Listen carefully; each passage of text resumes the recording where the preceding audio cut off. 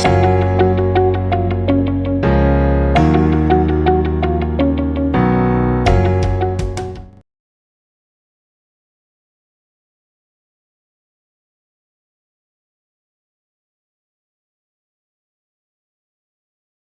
morning, all. In today's class, we are going to study about single phase transformers. What is a transformer? What is the necessity of a transformer? On what principle does a transformer work? What are the applications of transformer? What are the different types of transformer? What is the construction of the transformer? Is what we are going to study in today's class. So starting with the alternating current that can be easily increased or reduced as per the requirement during the generation, transmission, distribution and utilization of electrical power. This is made possible by means of transformer. So what is the basic function of transformer? It is nothing but the AC current which has been used can be easily increased or reduced as per the requirement during the generation, transmission and distribution, and whenever it is used for the utilization of electrical power. So what is the definition of transformer is? Transformer is a static electrical machine that transfers electrical power from one circuit to the another without connecting the circuits electrically, but are magnetically linked without changing in the frequency and power. So the circuit, what is a transformer is? It is nothing but a static electrical machine.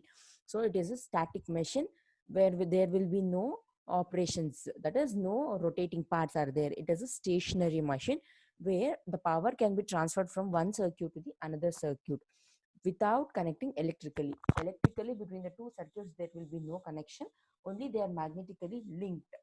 So that magnetically link also, whatever however it will be made, there will be no change in frequency and the power.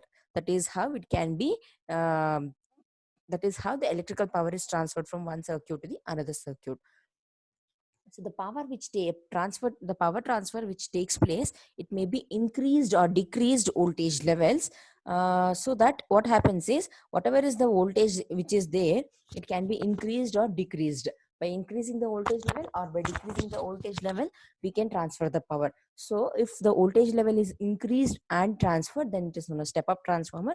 If the voltage level is decreased and then the transfer is done, then it is known as the step down transformers.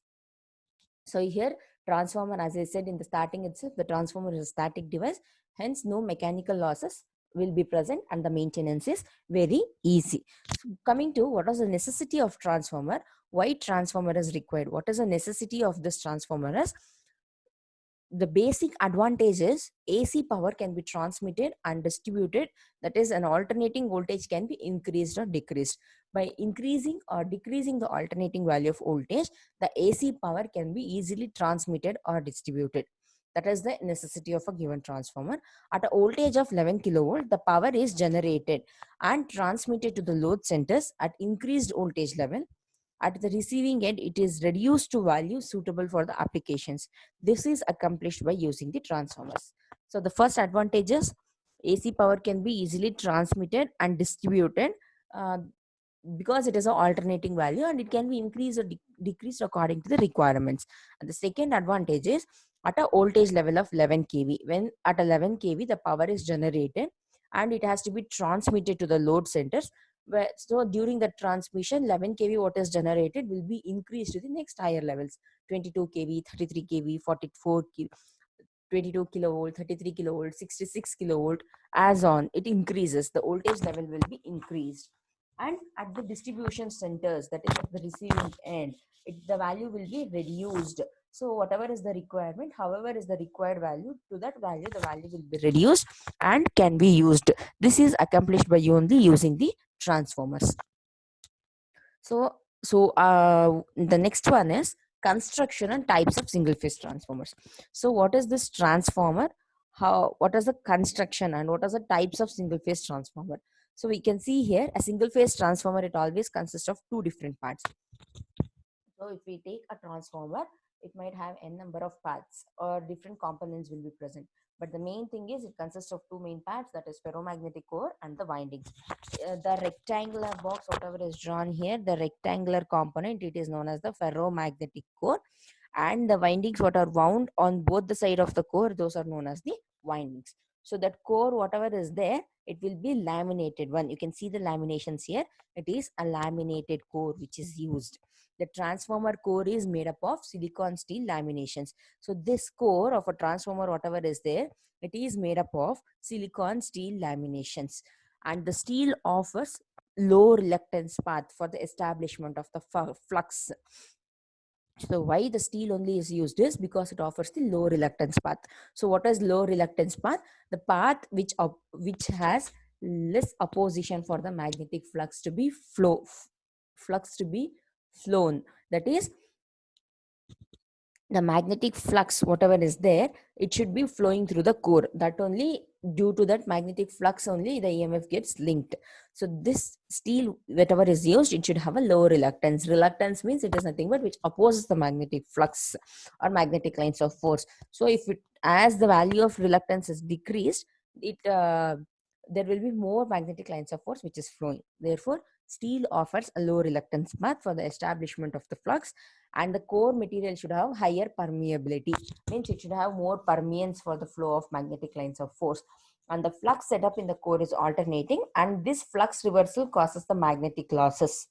To reduce the hysteresis losses, silicon is added with steel to manufacture core stampings. So here the flux whatever is flowing in the core of a given transformer, it will be alternating in nature, and this flux whatever is flowing, what will happen is it causes the magnetic losses. So the flux whenever it is flowing alternating, it has positive and negative cycles. When the reversal of this positive and negative cycle takes place, it causes the magnetic losses. So that magnetic losses whatever occurs in the core are nothing but hysteresis losses. To reduce those hysteresis losses, we add silicon with the steel for manufacturing of core stampings. And you can see here, this is how the core stampings will be. These are the thin laminations together clamped or together embedded to make a stampings. So this forms the core part of a given transformer. So the lamination of the core minimizes the eddy current. So why is the lamination is done is for the core of a given transformer to minimize the eddy current losses.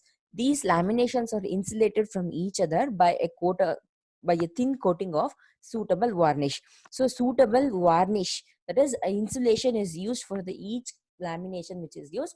Each lamination will be insulated first, and then together it will be made as a stamping. So the thickness of these laminations, whatever is used, it ranges from 0.35 mm to 0.5 mm. So 0.35 mm will be taken only for the frequency of 25 Hertz and 0.5 mm for the frequency of 50 Hertz. So these laminations what are used here, it will be usually U-shaped, I-shaped and E-shaped. You can see in the picture here, it is U-shaped, I-shaped and E-shaped. So the vertical portion of the core is called as the limb. So this is the vertical portion which is known as the limb, and the horizontal portion whatever is there, it will be called as the yoke.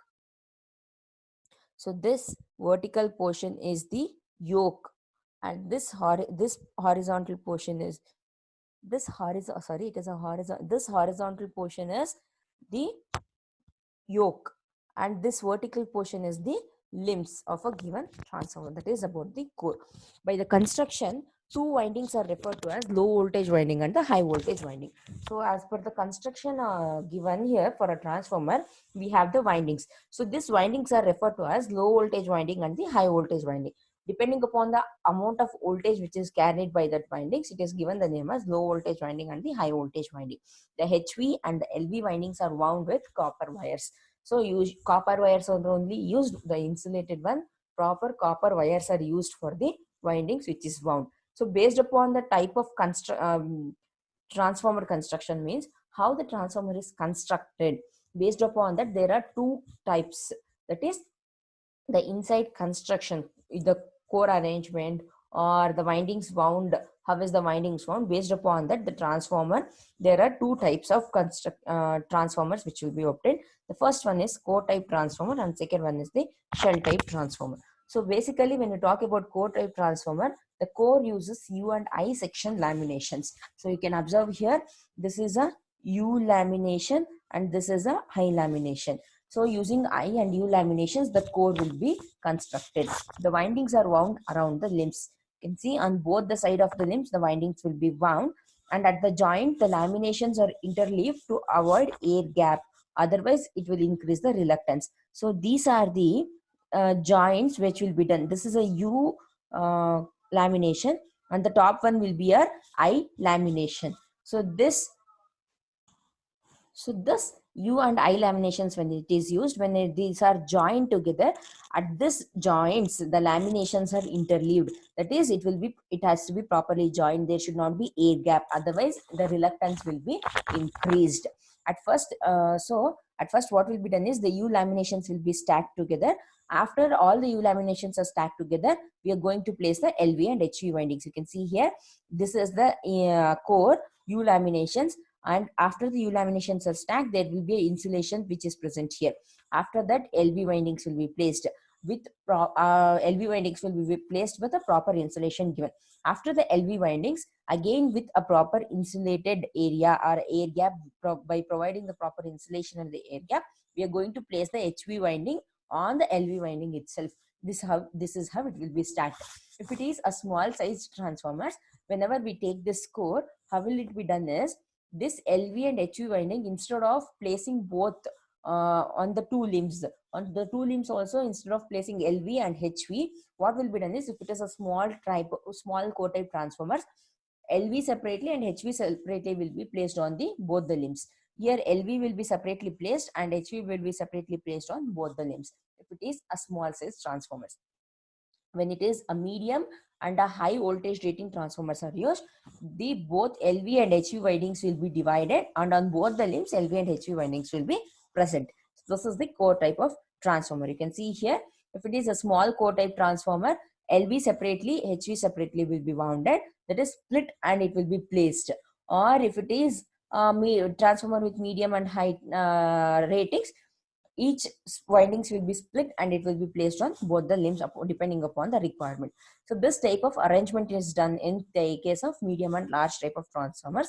And the coils, whatever we have used here, that is the windings, how it is wound is, it is usually circular, oval, rectangular, or cylindrically wound shaped. So either it might be a circular shape or oval shape, or a rectangular or cylindrical shape wound on shape. In the shapes, the windings will be wound. The next one is shell type transformers. So when we talk about the shell type transformers, here, when to make a transformer construction of shell type, E and I laminations will be used.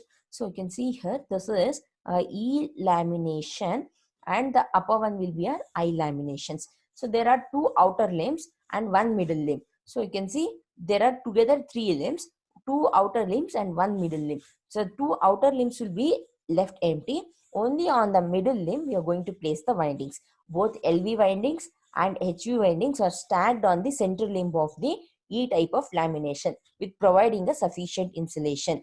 After these laminations or windings are placed on the E type of lamination, using a I type lamination, it will be stacked or it will be closed from the top.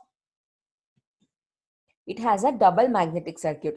In the shell type of transformers, the important thing is it will have two magnetic circuits, and the winding occupies smaller part of the core. The core will have a larger area.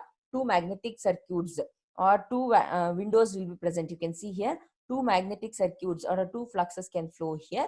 Only core occupies a very smaller part, that is only the central limb. The coils used are generally multi-layer disc type or sandwich coils. So the coils, whatever is used here, are usually a multi-layer disc type or a sandwich coils. So for very high voltage transformers, the shell type transformers are used. If it is a smaller working applications, medium voltage applications, all on those places, core type of transformer will be used. For only very high voltage transformers, shell type of transformers will be used. So each of the coils are insulated from each other using the paper. So by using a proper paper insulation, each of the coils will be insulated from each other. Principle of a transformer. How is a transformer working? So the transformer works on a principle of mutual induction between the two coils that are magnetically coupled. So the two coils, whatever we are speaking about, you can see here, these are the two coils. So this is E1 and N1 is written, that is coil number 1, and this is the second one, coil number 2. So between these two coils, only the magnetic coupling will be there. So between E1 and E2, that is N1 and N2 coils, primary and secondary coils, only the magnetic coupling or magnetically they will be coupled together. There will be no electrical connection which is done. So in this process, how is the EMF produced or how is the output voltage obtained is due to the principle of mutual induction. So what is mutual induction or how is a mutual induction defined? The EMF produced in one coil, when it is linked with the second coil, the EMF which is induced in the second coil due to the effect of the first coil, it is known as the mutual induction. That is the mutually induced EMF. The principle on which it is working is the mutual induction. Okay, that is how it will be done. So here it consists of two windings wound on the core. You can see here it has two windings. The first one is primary winding and the second one is secondary winding. So the primary winding will have N1 number of turns and the secondary winding will have N2 number of turns. In the primary winding, for the primary winding, always a supply voltage will be given. That is, the supply will be given to the primary side, and to the secondary side we are going to connect the load. That is the applications. The next part, whatever is there, the application part, it is the load side. So here, whenever we are connected to the primary side, that is N1 side, the AC supply is given. Once the supply is given, what happens is, when the supply is given here, the current I1 starts flowing through the primary windings. That is through the N1 number of turns, that is in the primary, the current starts flowing. Once the current starts flowing here, EMF E1 will be induced. That is the primary induced EMF. This EMF, whatever is induced, what will happen is it will make the flux started. It is the unidirectional flux will be produced. Since the core is made up of a magnetic material, this core, what happens is once the EMF is induced in the primary side, it will initiate the flux. The flux that produced will be unidirectional one and it starts flowing in the other direction. That is always the what is the principle or what is the law which EMF induced obeys is, it is a Lenz law. What is a Lenz law? Which opposes the cause which has produced it. So this EMF always will be equal and in opposite to the AC supply voltage which is given. So this flux, whatever is produced here in the core, what happens is once it starts flowing, it is unidirectional. It gets linked with the secondary side. That is the secondary winding. When it gets linked with the secondary winding, due to the magnetic field which is present here and the EMF which is present here, which is mutually magnetically coupled, there will be a EMF which is induced in the secondary side. That EMF which is induced in the secondary side is known as E2, secondary induced EMF.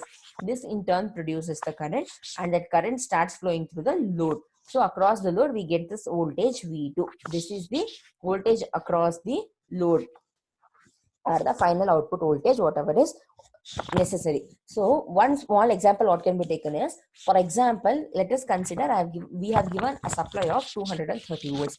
Once the 230 volt supply is given, it has N1 number of turns. So some amount of EMF is induced here. Due to that EMF, the flux will be produced. The flux starts rotating. And principle of mutual induction is used here. Due to that principle of mutual induction, what happens? Here EMF E2 will be induced. That EMF E2, whatever is induced, will produce some amount of current and that will be given to this load. So if it is a transformer which has same windings on both primary and secondary, N1 and N2 both has same number of windings. So the supply voltage given is 230, the output obtained also will be 230 volts only. If it is a step-up transformer and I give 230 volts, I require 430 volts, then secondary will have more number of windings, that is N2 will be more, and here I am going to get the 430 volts as the voltage. So here the amount of voltage whatever is required, step up or step down voltages, it depends upon the number of windings that is wound on both primary and the secondary side of the transformer.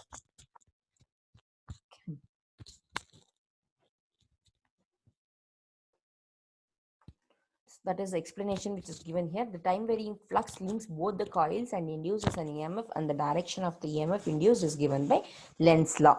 So here that EMF whatever is induced, due to the mutual induction. That is, the alternating flux phi produces self-induced EMF E1 in the primary winding, while due to mutual induction, it produces mutually induced EMF E2 in the secondary winding side. Yes. So these EMFs, whatever is induced, it is given by Faraday's laws of electromagnetic induction. According to second law of electromagnetic induction, Faraday's second law, the EMF induced is directly proportional to rate of change of flux linkages. Using that, E1 is equal to minus N1 d phi by dt, and E2 will be equal to minus N2 d phi by dt. These are the two equations which will be obtained. So these are the EMFs which is represented using small e1 and small e2. Why small e1 and e2 is, this is the EMF induced per turns. Means in each turn the EMF induced is minus N1 into d phi by dt.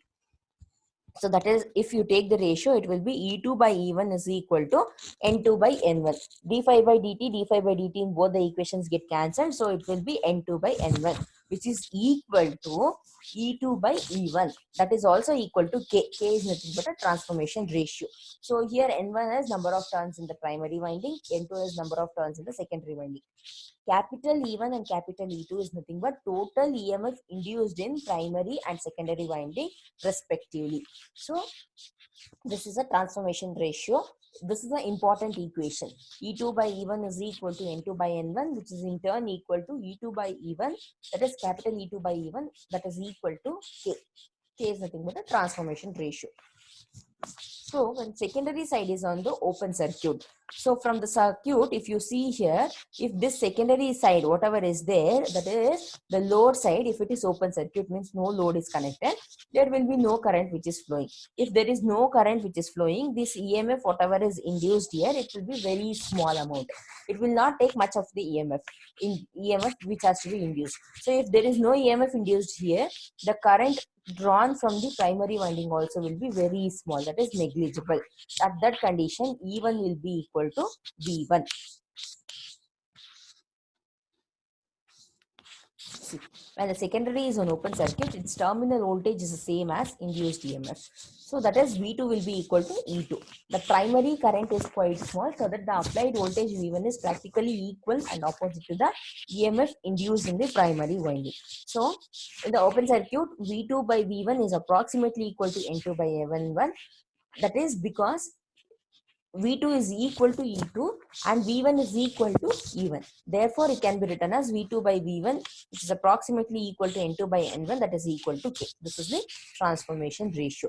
When the transformer is loaded, current flows in secondary winding. So in the when there is a load which is connected in the transformer, the secondary current flows in the secondary winding. So the current whatever is flowing in the secondary winding, the volt ampere rating on either side is same. So since the current starts flowing, what happens is there is a volt ampere rating. So what is this volt ampere rating? Is nothing but voltage and current which is flowing in both primary and secondary will be same. Therefore, E1 and the E1 I1 will be equal to E2 I2. So this is the total equation, final equation which is arrived. Okay. So it is E1 by E2 is equal to I2 by I1, which is equal to N1 by N2, which is equal to K. This is how the total transformation ratio equation will be obtained, and this is the symbolic representation. So how do we symbolically represent is N1 N2 windings will be written, and in between N1 and N2 windings we are going to draw two parallel lines that represents the core, and to the N1 supply will be connected and N2 and for N2 load will be connected. So this is a symbolic representation of a given transformer.